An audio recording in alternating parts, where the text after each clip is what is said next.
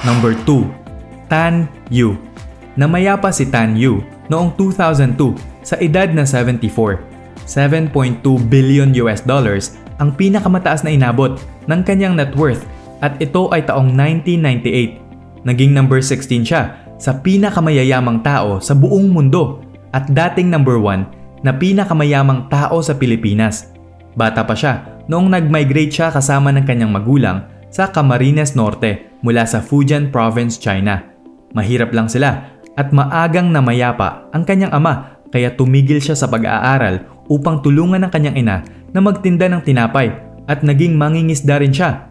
Naging tindero siya sa Divisoria hanggang sa nagsimula siyang magbenta ng mga damit na napalago niya sa buong Pilipinas.